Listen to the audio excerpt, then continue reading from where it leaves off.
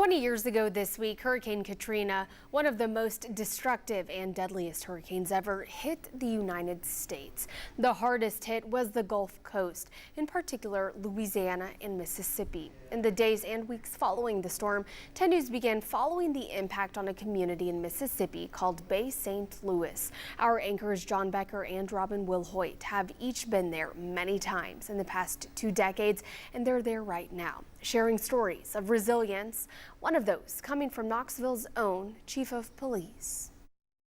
We are back in Bay St. Louis, Mississippi, about 600 miles south of East Tennessee, underlining the connections between our community and this one, Robin. And this community is remembering what happened 20 years ago. There is a museum in Waveland, just down the road, that encompasses what happened 20 years ago. This is a museum that was devastated, as you can see, by Katrina, but it was rebuilt. And now inside are remnants and memories of what happened. You see the water line. That's how high the water got in that building. And these are images of foundations. When people returned home, they returned home to simply foundations of their homes. One of the people who witnessed this storm and lived through it firsthand was Police Chief Paul Noel of Knoxville. He was a young lieutenant in the French Quarter when the storm hit.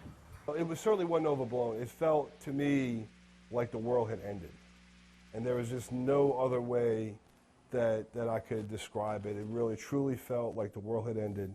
You got to remember there was no electricity.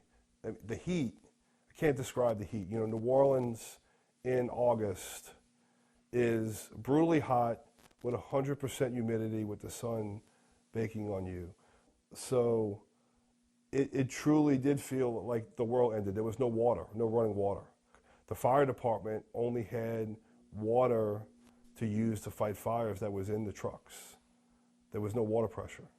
That was a big concern in the French Quarter. You know, if you know your history, the French Quarter is Spanish architecture because when the French controlled it, it burned to the ground.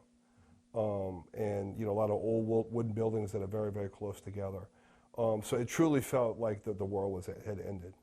Chief Noel says he took a lot of things away from Katrina. One of them was keeping a go bag ready for anything in his car. And talk to anyone here, and they say that is a lesson they learned from Katrina.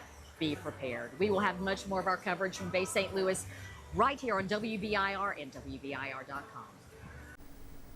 Now this week on WBIR Plus, we are streaming a look back at 20 years since Katrina hit, including the words of local leaders who were involved in helping with rescues and evacuees.